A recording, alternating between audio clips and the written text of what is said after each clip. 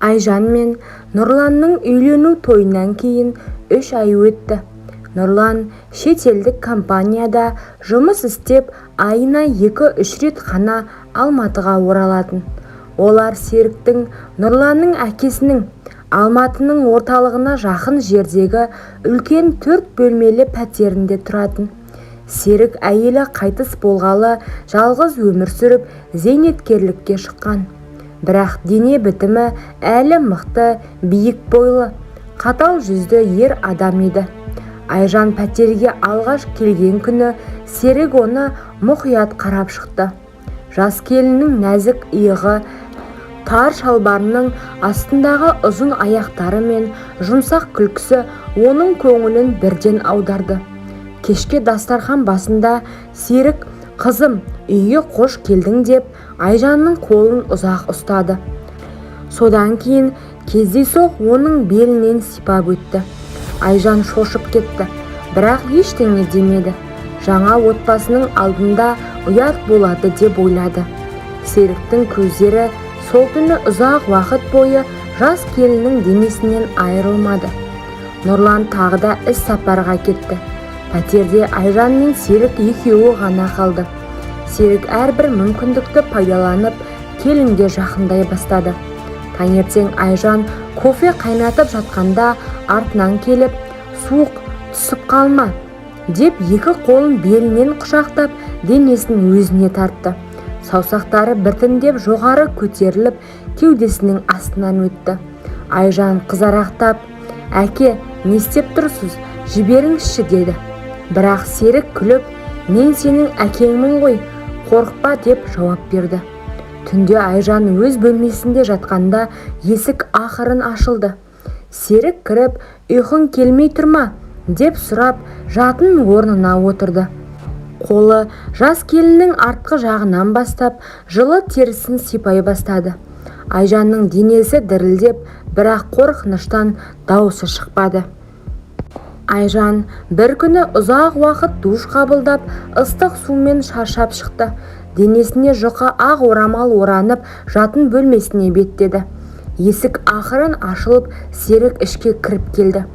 «Кешір қызым, мен тек сүлгі іздеп едім» деп сылтауратты. Бірақ көздері жас келіннің су тамшыларымен жылтыраған мойнына, иығына және орамалдың астындағы толық кеудесіне қадалған. Ол жақындай түсті. Қолы орамалдың шетінен ұстап, «Суық болып қалыпсың ғой» деп бірден ішіне тықты. Саусақтары Айжанның жылы, жұмсақ терісінен өтіп, кеудесін толық алақанына алды. Алдыңғысының ұш жағын саусақтарымен қысып айналдыра сипады. Айжанның денесі дірілдеп, «Әке, жіберіңізші, бұл дұрыс емес қой» деп сыбырлады. Дауысы дірілдеп шықты. Серік күлімсіреп, «Құдайдың алдында бәрі дұрыс. Сен менің отбасымсың, сен маған жылылық бересің» деді. Екінші қолы келіннің артқы жағынан төмен сырғыды. Ең нәзік жеріне жақындады. Айжан көз жасын ұстай алмады. Бірақ денесіндегі бейтаныс ыстық толқын оны әлсіретті. Серік оны жатын орнына итеріп, орамалды толық ашты. Бірнеше минут бойы жас денені көзімен сіміріп, қолдарымен ұстады. Сол түні ол алғаш рет Айжанның жатын орнына толық жатты да, құштарлығымен оның денесін өз меншігіне айналдыра бастады. Серіктің батылдығы күннен күнге өсті. Кешке Айжан ас үйде ыдыс жуып тұрғанда ол артынан келді. Қолдары белінен ұстады.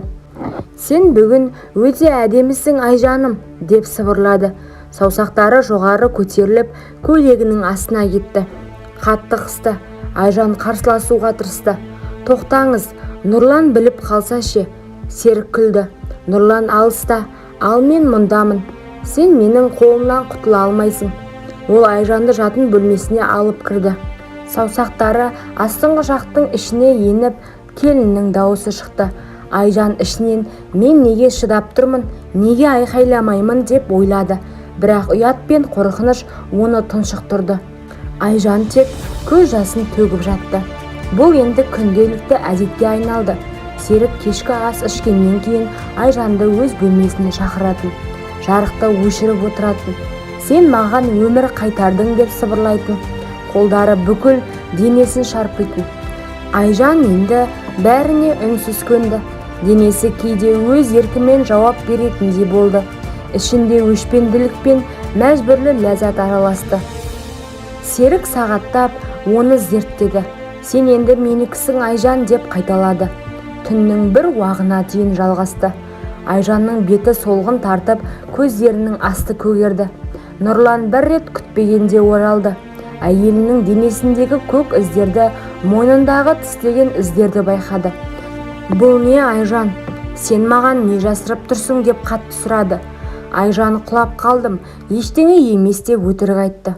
Дауысы дірілдеді. Серік ұлына әйелдердің әурешілігі ғой, балам деп күлді. Бірақ сол күні Серік Айжанды қаттырақ ұстады. Бұл енді жаза еді. Ол келінді жатын орнына апарып, үндемесең ғана жақсы деп қорқытты. Айжан ауырсынып жылады, бірақ шыдады. Серік енді күндіз түні тыныштық таппайтын. Пәтердің есігін жауып, Айжанды диванға, асхана үстеліне, тіпті жуынатын бөлмеге дейін апарып емденетін.